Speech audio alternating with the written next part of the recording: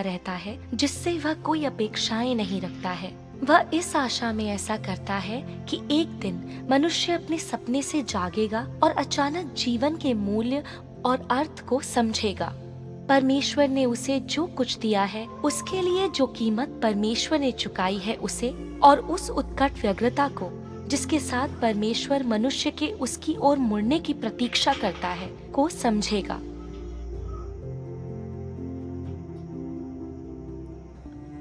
जिस क्षण से तुम रोते हुए इस दुनिया में आए हो, तब से तुम अपना कर्तव्य करना शुरू करते हो। परमेश्वर की योजना और उसके विधान में अपनी भूमिका का निर्वहन करते हुए तुम जीवन में अपनी यात्रा शुरू करते हो। तुम्हारी पृष्ठभूमि जो भी हो और तुम्हारी आगे की यात्रा जो भी हो, कोई भी उन योजनाओं और व्यवस्थाओं से बचकर भाग नहीं सकता है जो स्वर्ग ने बनाई हैं, और किसी का भी अपनी नियति पर नियंत्रण नहीं है, क्योंकि केवल वही जो सभी चीजों पर शासन करता है ऐसा कार्य करने में सक्षम है। जिस दिन से मनुष्य अस्तित्व में आया है, परमेश्वर अपना कार्य इसी तरह से करता आ रहा है। इस ब्रह्मांड का प्रबंधन करता आ रहा है और सभी चीजों और उन रास्तों में परिवर्तन के नियमों को निर्देशित करता आ रहा है जिनके साथ वे चलती हैं। दूसरी सभी चीजों की तरह मनुष्य चुपचाप और अनजाने में परमेश्वर की मिठास, बारिश और ओस द्वारा पोषित होता है। दूसरी सभी चीजों की तरह मनुष्य अनजाने में परमेश्वर के हाथ की योजना के अधीन रहता है।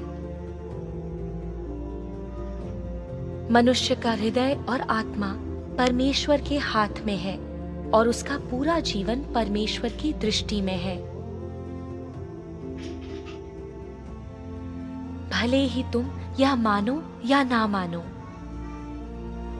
कोई भी और सभी चीजें, चाहे जीवित हो या मृत, परमेश्वर के विचारों के अनुसार ही जगह बदलेंगी, परिवर्तित, नवीनीकृत और गायब होंगी। परमेश्वर सभी चीजों को इसी तरह से संचालित करता है।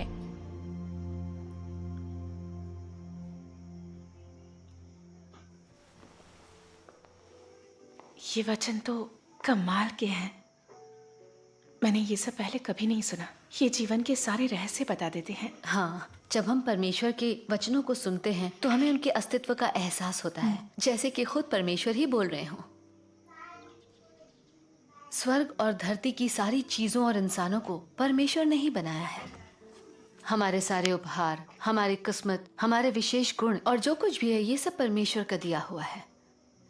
व्यवस्था के युग में परमेश्वर ने कहा, और जो मुझसे बैर रखते हैं उनके बेटों, पोतों और पर पोतों को पितरों का दंड दिया करता हूँ, और जो मुझसे प्रेम रखते और मेरी आज्ञाओं को मानते हैं उन हजारों पर करुणा किया करता हूँ। इंसान की निर्धनता, धन, मान सम्मान, उसका पूरा जीवन, बीमारी और मृत्यु सब पूर्व नियत है। कहावत है कि जैसा बोओगे वैसा ही काटोगे। मतलब इंसान की नियति पर परमेश्वर का ही प्रभुत्व है। लोग सही कहते हैं कि इंसान की नियति स्वर्ग से तय होती है। सही है।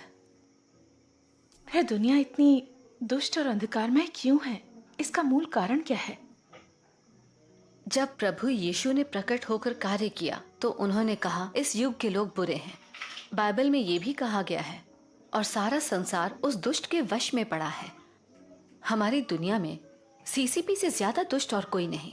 ये लोग परमेश्वर में विश्वास रखने वालों को गिरफ्तार कर यातना देते हैं। जहां कहीं भी सीसीपी का शासन है, वो दुनिया की सबसे अंधेरी और बुरी जगह है। तुमने देख ही लिया है कि सीसीपी के ज्यादातर अधिकारी गंदे और भ्रष्ट हैं। यही चीनी लोगों की मुसीबत का कारण है। तुमने अनुभव कर ही लिया है कि किस तरह सीसीपी लोगों को सिखाती है।